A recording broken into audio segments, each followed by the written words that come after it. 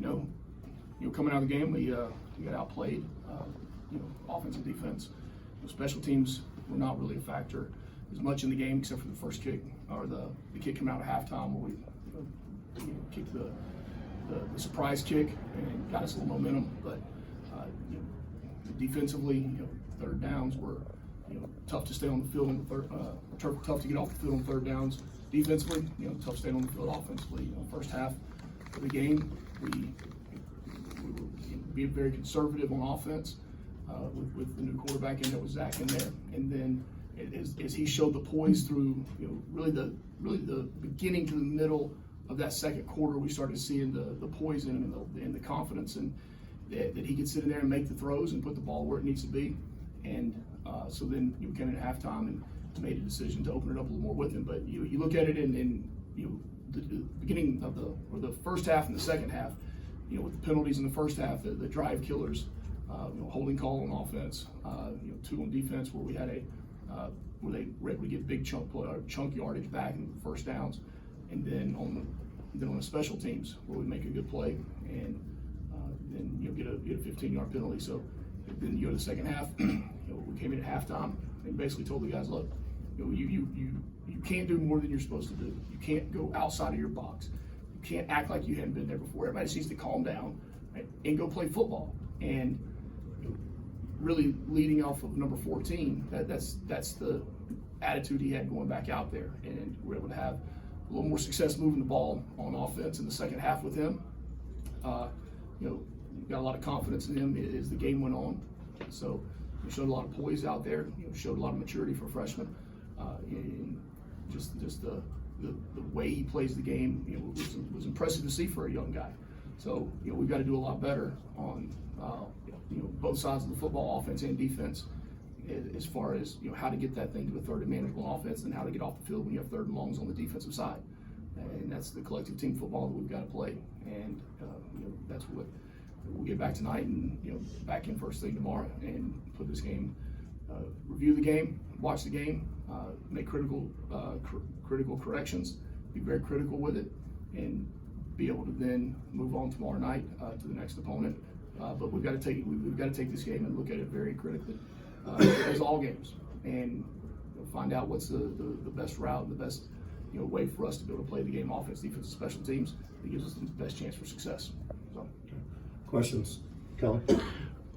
Going into this game, defense have been playing pretty well. Tackling really seemed to kill you in critical spots several times and give up some long touchdowns and big plays. And is there anything in particular you put your finger on with the tackling that you were seeing, or just bad technique, or guys not getting guys to the ground? Or well, some of it was guys not getting guys to the ground. As the game went on, there was a lot of times where we were trying to go for the football as opposed to go for to secure the tackle to begin with. They're trying to strip the ball carrier, get the football out, as opposed to being the first one there to secure the tackle and have the guys coming, the rest of the guys on defense coming to be the ones that strip the football. So that was, number one. That was one of the issues. The other issue was bad technique and bad leverage on the football, as far as the pursuit angles. Those guys being able to, they would stop, make a cut, and we'd over pursue a couple times. On a few of those plays, there were 2 or 3 guys that were taking their angle. They stop and we reverse field back to the inside, and we over pursue it. So, that will happen at times with one person, all right? But where's the rest of the guys in pursuit?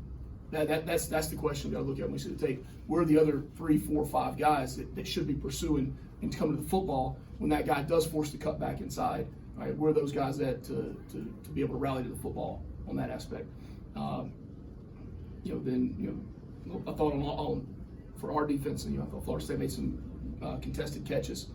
They had some big targets where they were able to, make some contested catches on that side of the ball. And if that happens, then you got to get the guy down. You got to bring him down. You got to secure. If they secure the catch, then you got to make sure you secure the tackle. So. Okay. Was there a particular plan you had with Zach Byron, or did you know we'll see what Zach Gibson has and go from there? Or what was kind of the thinking behind the game? Yeah, we had a plan going into the game for sure. Third series, Zach Byron was going in. We were going to play the first 2 series regardless of how those first 2 series played out with Zach Gibson. And Zach Byron was going in on the third series regardless. For the rest of the game, or did you know at that point? No, at that point we made a decision. based off the time that he was in there. Jonathan? You guys seem to, on the defensive side, I noticed frequently Florida State caught you guys with a defensive end kind of on a wheel route against the running backs. Was that a plan going in, or was that something Florida State called to kind of put you in that situation and allow them to get completions that way? Yeah, they caught us in a sim pressure where the defensive end is the hook dropper to that side, and they happened to play with the running back was a fast out running back and on a wheel route, and that's the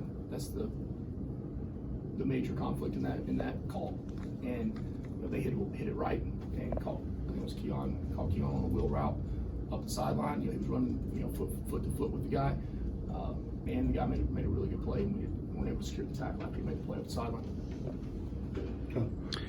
Tyler Gibson hadn't played all year and played most of the game at left tackle. Kind of what went into that? Was it an injury? Was it a decision on how he's been performing? Kind of what went into him playing tonight? Yeah, well, he's been practicing the last 3 weeks really, and working to develop him at that spot and be a guy that has a lot of talent. And we made the decision that we want to take some guys that have, some young guys that have talent and start really putting them in the mix to be able to play in the game. And made the decision that we're going to put him in at a certain point in the game, put him in that point in the game, and he did some really good things. And he's going to be a really good football player. And went back and forth a couple of series, and then made the decision that I wanted to ride with him the rest of the time. Ken? Do you have any sense of if you expect Jeff to be back next No, time? I don't at all. We're preparing for him to be back. Hoping that Jeff is back and that his rehab and treatment goes well, and we'll find out tomorrow, like everyone else, with when the trainers come to us as staff and let us know where everybody's at. Jonathan? You mentioned kind of playing some of the younger guys. Is this kind of something you're looking at kind of for the rest of the season, or was this game kind of? Can you tell me a little bit about what the plans are in that regard? Yeah, you're always trying to get the best players on the field, and this is the point in the year when some of those young guys, they've gotten a lot of, early on they had a lot of reps on the scout team going against our defense, and then moved them over 2 or 3 weeks ago to start giving them reps with what we're doing on offense. You get those guys out on the field, and you want to get them meaningful reps in games. And we're not just going to put anybody in the football game by any means. It's the people who feel like have a chance to go out there and compete, number one, and give us the best chance for success. There's no, hey, it's this game, we're putting this guy in, or trying this thing out. It's all in the fact that we got best guys on the field, and the guys that are, some of those young guys are starting to really develop over the last several weeks. And when they got on the field, they played really well. Sure. The way the last 2 games ended was totally different in terms of one Zach, he runs out of bounds at the end. The other Zach leads you down for a scoring drive and ran through, pretty tough situation at the very end to run through for the touchdown. Can you talk about Zach Byron as a competitor and kind of what you've seen from him? Was this sort of what you expected when he got in the game? I recruited Zach, and there's a special quality in a quarterback when you recruit him, and they're a state champion in high school, and not just one state championship, and not just 2, but when you've got somebody that's a 3-time state champion at 2 different high schools, running 2 different types of offenses, one a single wing under center option offense, and then goes to a spread offense, and still being able to do it. You can always look and say, well, it's the system, or it's this, or it's that. But at the end of the day, he's going to 2 different places, 2 different systems, and 1 state championships, and there's competitive drive in him, and I think that showed up on the field today. Okay. Thank you.